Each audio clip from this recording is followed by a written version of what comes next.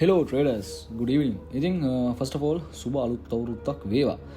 ඉතින් traders market වල දැන් මොකක්ද වෙලා තියෙන්නේ සහ ඉදිරියේදී මාකට් වලට මොකක්ද වෙන්න පුළුවන් කියලා අපි පොඩ්ඩක් අධ්‍යයනයක් කරමු. ඉතින් මෙන්න මේ last CPI data print එක දිහා බලුවාම ඔයාලට identify කරගන්න පුළුවන් CPI data එක 2.4 වල ඉඳලා 3.3 දක්වාම වැඩි වෙලා තියෙනවා.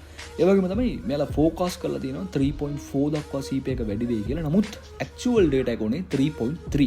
ඉතින් මෙතනදී මෙන්න මේ red print එකක් තිබ්බා කියලා මෙතනින් identify වෙන්නේ CPI data එක drop වෙලා කියන දේ නෙමෙයි.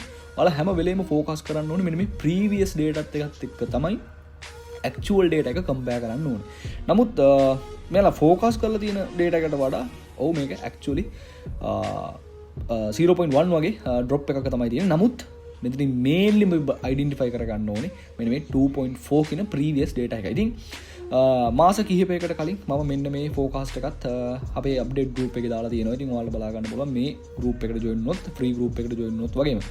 ඉතින් ඒ වගේම තමයි අපේ ප්‍රීමියම් ගෲප් එක ඇතුළත මම මේ අප්ඩේට් එකක් පෝස්ට් කරලා තියෙනවා මෙන්න මේ CPI data එක වැඩි වෙයි කියලා. රයිට්. ඉතින් 3.3 actual data එක වැඩි වෙච්ච data එකත් එක්ක CPI data වැඩි වීමත් එක්ක ඇයි මේ මාකට් තවදුරටත් බයි වෙන්නේ? ඉතින් මේකට හේතුවක් තියෙනවද? සාමාන්‍යයෙන් ඕනේ මේ CPI data එක වැඩි වුණොත් වෙන්නේ මේ හැම මාකට් එකම correction wise drop වෙන එක. මේකට ප්‍රධානම හේතුව තමයි මෙන්න මේ global inflation fears පහව යාම. මොකක්ද මේ global inflation fears කියන්නේ? ඉතින් ඔයාලට බලා ගන්න පුළුවන් මෙන්න මේ gold trend එක.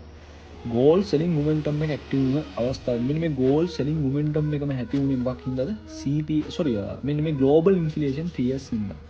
මේ global inflation fears ඇති වෙන්න හේතු උනේ මෙන්න මේ යුද්ධමය තත්ත්වය වැඩිවීමත් එක්ක oil price එහෙම නැත්නම් මේ energy price වල demand එකත් එක්ක මෙන්න මේ global inflation fears market එකට rise වෙනවා. ඉතින් ඔයාලට බලා ගන්න පුළුවන් දැන් මේ යුද්ධමය තත්ත්වය පහව යාමත් එක්ක market එකේ මොකක්ද වෙන්නේ? මේ oil price එක drop වෙනවා. ඉතින් ඒ වගේම තමයි bond short term bond සහ long term bond yield අපි බැලුවත් market එක දැන් drop වෙන්න තමයි තියෙන්නේ. ඉතින් මම focus කරනවා US 2Y 2-year bond වගේම 10-year bonds market price action outlook එකත් එක්ක බොහෝ දුරට මෙන්න මේ 3.6% වෙනකම්ම market එක drop වෙයි. ඒ වගේම තමයි මේ යුද්ධමය තත්ත්වයේ පහව යාමත් එක්ක මේ energy prices වලට අනිවාර්යයෙන්ම මෙන්න මේ 78 75 72 කියන level වලටම මේ oil price එක drop වෙයි. ඉතින් ඉදිරි දින කිහිපය තුල ඇති වෙන සාකච්ඡාවල ගන්න තීරණත් එක්ක තමයි මේ හැම දෙයක්ම තීරණය වෙන්නේ. right. අපි දැන් කතා කරා මේ global inflation fears කොහොමද market එකට impact වෙන්නේ? ඇයි මේ CPI data drop වෙලත් market තාම correction buy වෙන්නේ කියලා. ඉතින් ඊළඟ outlook එක මොකක්ද? ඉතින් ඔයාලට දැනගන්න තමයි මම මේක identify කරගන්නේ සහ මේ outlook වලට අදාළව CPI data වැඩිවීමත් එක්ක normally වෙන්නේ මේ correction wise market drop වෙන එක සහ dollar strength එක demand වෙන එක. ඉතින් මේ CPI data drop එකේදී මේ CPI data වැඩිවීමත් එක්ක දැන් market එකේ price වෙන්නේ මේ global inflation fears පහව යාම.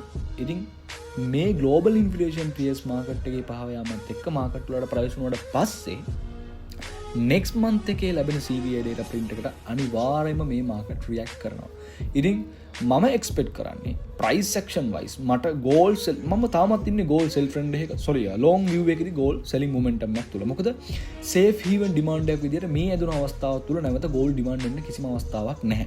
ඒ වගේම තමයි මේ huge long trend එකේදී මෙන්න මේ ඇති වෙච්ච long momentum එක තුල හොඳ discount price එකකට දැන් market drop වෙන්නත් ඕනේ. ඉතින් fundamental wise මම expect කරන්නේ 4 hour structure shift එකක් තුල නැවත මෙන්න මේ daily kingdom ratio මෙන්න මේ daily kingdom එක තුලදී නැවත මට මෙන්න මේ විදිහට correction super strong 4 hour kingdom එකක් create වෙන්න ඕනේ මෙන්න මේ කියන price level වලදී. ඉතින් මෙන්න මේ kingdom එක create වුණාට පස්සේ නැවත correction wise 1 hour structure shift එකක් තුල confirmation entry එකක් විදිහට මම මෙන්න මේ gold එක sell swing trend එකක් අල්ලනවා 3800 level එකටම.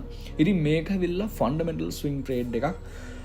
මේ අවස්ථාවේදී price action වගේම fundamental create වෙලා තියෙන්නේ හොඳ discount price එකට market එක momentum එකක් හොඳ discount price එකක් අරගෙන correction හොඳ drop එකකට market create වෙන්න තමයි මේ rally එක create කරන්නේ. ඉතින් ඒ වගේම තමයි මේ යුද්ධමය තත්ත්වය නැවත වර්ධනය වුවොත් මේ sentiment එක නැවත change වෙන්න අවස්ථාවක් තියෙනවා. ඉතින් ඒකයි අපි මේ වෙලාවේදී කිසිම trade එකකට enter වෙන්නේ නැත්තේ.